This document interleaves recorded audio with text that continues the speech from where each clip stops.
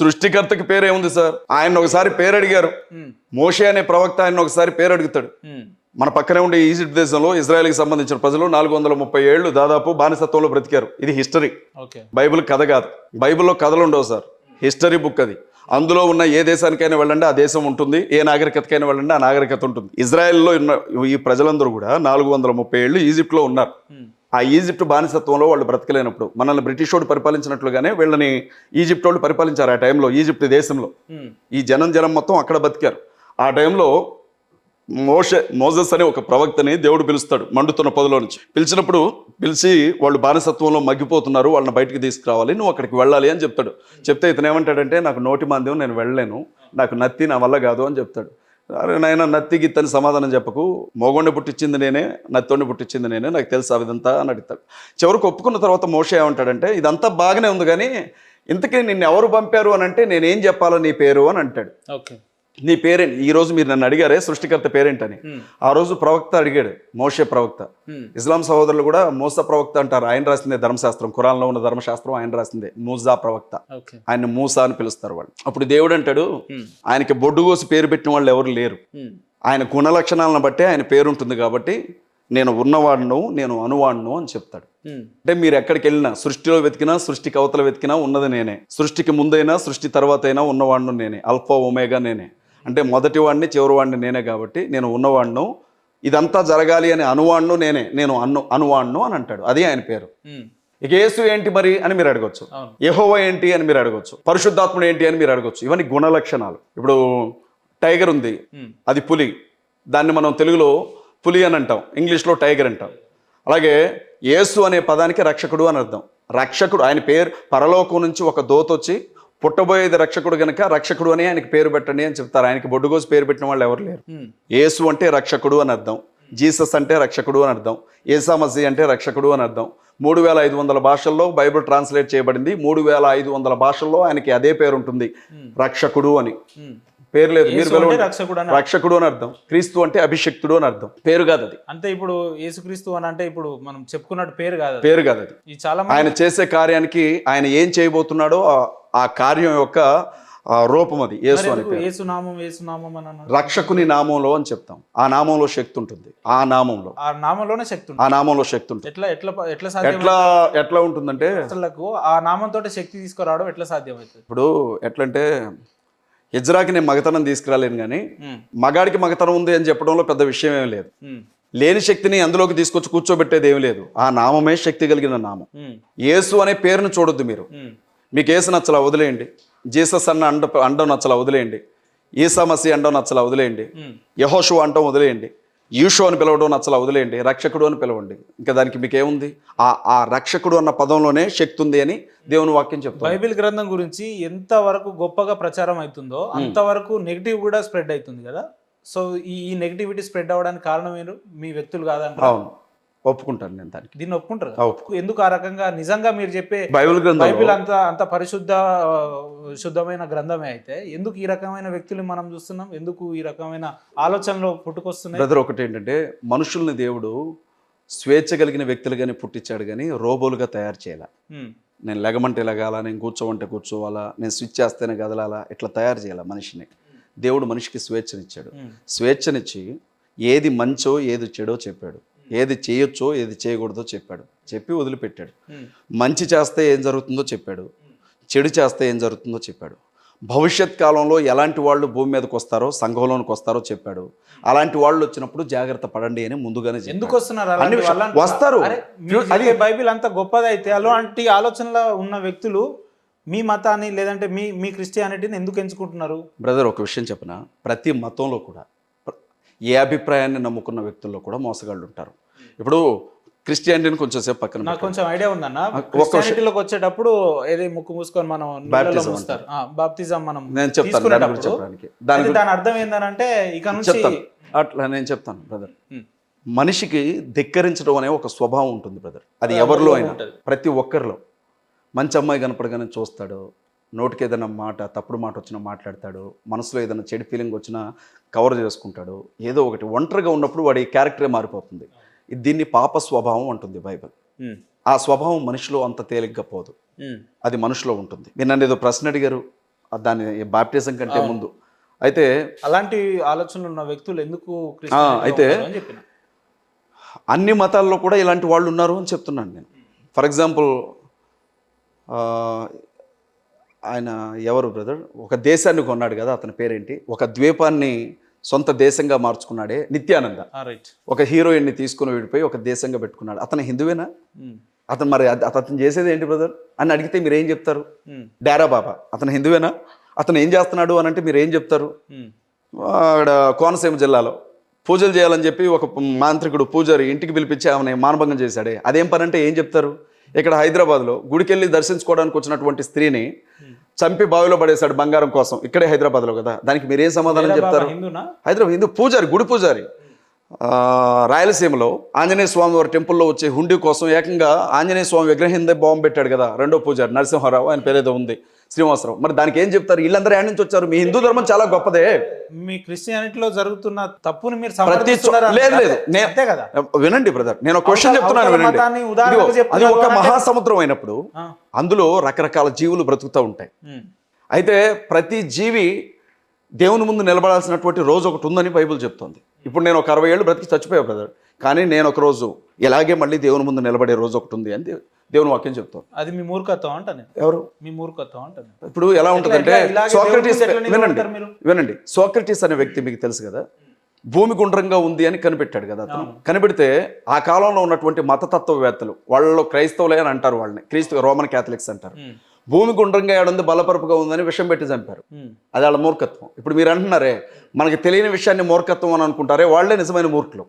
ఇప్పుడు విషయం ఏంటంటే రేపేం జరిగిద్దో మనకి తెలియదు, కానీ ఫ్యూచర్ లో జరగబోయేదంతా గెస్ చేయడమే మూర్ఖత్వం. మీకు తెలియనప్పుడు బైబిల్ గ్రంథం చాలా స్పష్టంగా చెప్తుంది, దైవ గ్రంథం చెప్తోంది, దైవ గ్రంథం చెప్తోంది, ఏం జరుగుతుందో కూడా స్పష్టంగా ఉంది దైవ గ్రంథంలో. వినండి, చనిపోయినటువంటి మనిషి ఎవరైనా సరే, సమాధి చేయబడిన, చితిమంటల్లో తగలబెట్టబడిన, మొన్న అయోధ్యలో శ్రీరాముడి దగ్గర పనిచేసినటువంటి వ్యక్తిని తీసుకొచ్చి సరైన నదిలో కలిపేశారు కదా పూజారిని, ఆయనతో సహా ప్రతి ఒక్కరూ లేచి దేవుని ముందు నిలబడే రోజు ఒకటి ఉంది.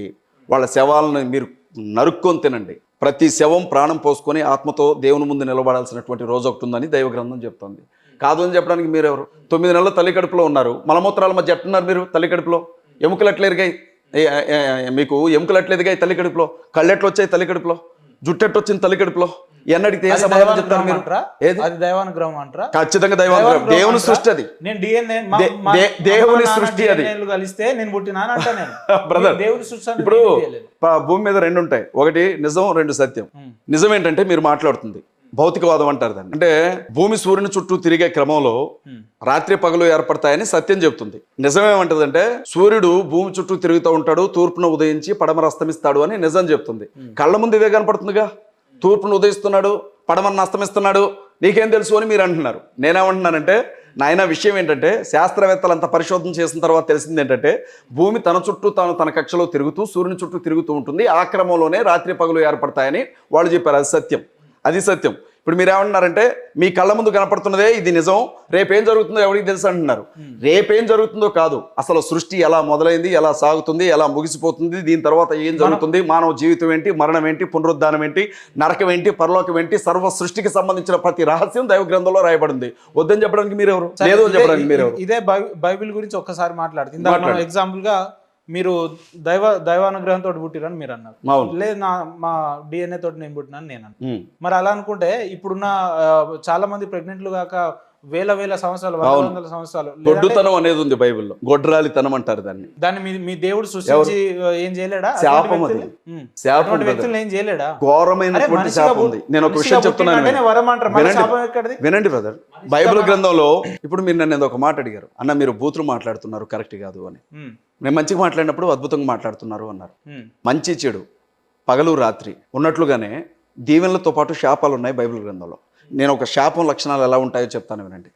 ఏదైనా ఒక కుటుంబం ఆ కుటుంబంలో ఉన్నటువంటి యజమాని నడి వయసులోనే పోగొట్టుకుంటే, సగం వయసులోనే యాక్సిడెంట్ ద్వారా కావచ్చు, ఆత్మహత్య చేసుకొని కావచ్చు, ఏ రకంగానైనా సరే ఒక మనిషి కుటుంబానికి యజమానిగా ఉన్న వ్యక్తి అర్ధాయుషుతో చనిపోయాడు అంటే మనం ఆలోచించాల్సిన విషయం అది. రెండవది ఏమంటుంది అని అంటే, అది కూడా శాపం అంటారా? వినండి బ్రదర్. రెండవది దీర్ఘకాలిక వ్యాధులు ఒక వ్యక్తిని వెంటాడుతున్నాయి అని అంటే దాని గురించి కూడా ఆలోచించాల్సినటువంటి అవసరం ఉంటుంది. మూడవది మీరంతైనా సంపాదించండి నెలంతా, చివరికి వచ్చేసరికి చినిగిపోయిన సంచిలో వేసినట్లుగా ఉంటుంది ఆదాయం. రూపాయి మిగలదు మీకు. మీకు ₹1,00,00,000 రానివ్వండి, 10 కోట్లు రానివ్వండి, రూపాయి బిళ్ళ కూడా మీ చేతుల్లో మిగలదు. అది శాపానికి సంబంధించిన లక్షణమే. 4వది, ఎండిపోయే చెట్టు, పచ్చని చెట్టు ఏ రకంగానైతే ఎండిపోతుందో కుటుంబం ఆ రకంగా చూసుకుంటూనే నాశనం అయిపోతూ ఉంటుంది. అది శాపానికి సంబంధించిన లక్షణం. 5వ విషయం ఏంటంటే, వివాహం జరిగి అనేక సంవత్సరాలు గడుస్తున్నా గర్భం తెరవబడదు. చాలామంది వాళ్ళ హాస్పిటల్ చుట్టూ, ఫెర్టిలిటీ సెంటర్ల చుట్టూ తిరుగుతూ ఉన్నారు. అంతవరకు ఎందుకు బ్రదర్? మా ఆవిడకి పెళ్ళైన 10 ఏళ్ల వరకు పిల్లలు లేరు. మాకు 4 పిల్లలు చనిపోయారు గర్భంలోని. అసలు మీకు పిల్లలే పుట్టరు అని చెప్పిన తర్వాత నాకు 2 పిల్లలు పుట్టారు. డాక్టర్లు మీకు అసలు పిల్లలు పుట్టరు అని చెప్పారు. ట్యూబ్స్ తీసేశారు, ఒక ట్యూబ్ తీసేశారు, ఒక ట్యూబే ఉంది, అది కూడా మూసుకుపోయి ఉంది అని చెప్పారు. అండాలు రిలీజ్ అయ్యే ట్యూబ్. నాకు 2 పిల్లలు ఇప్పుడు. కాళ్ళు చేతులు పడిపోయి నేను మంచం మీద 3 నెలల పాటు ఉన్నాను. లింక్ సిస్టమ్ ఫెయిల్ అయింది, నాకు బాడీ లింక్ సిస్టమ్ మొత్తం ఫెయిల్ అయింది. మాట ఇక్కడ మాట్లాడుతుంటే గొంతులో ఏదో ఇంత కోడిగుడ్డో ఏదో పెట్టినట్లుగా ఒక రకమైన శబ్దం వచ్చేది. నాకు లేచి నిలబడలేదు. నేను అమెరికాలో స్పెషలిస్ట్గా పనిచేసే ఒక డాక్టర్ గారికి ఈ రాష్ట్రానికి సంబంధించిన ఒక కమ్యూనిస్ట్ లీడర్ తరిమెల నాగిరెడ్డి, దేవులపల్లి వెంకటేశ్వరరావు గారికి సంబంధించిన ఒక పార్టీ ఉంది, UCCR ML అని. ఆ పార్టీకి సంబంధించిన నాయకుడు సత్యనారాయణ రెడ్డి గారు నన్ను ఆయన స్నేహం ద్వారా ఆయనకు చూపెడితే నీ కాళ్ళు చేతులు రావని చెప్పాడు ఆయన, అమెరికా డాక్టర్. నా పరిచయంతో పోలేక అప్పటికి నేను DSOని విద్యార్థి సంఘానికి జిల్లా అధ్యక్షుడిగా పనిచేస్తున్నా.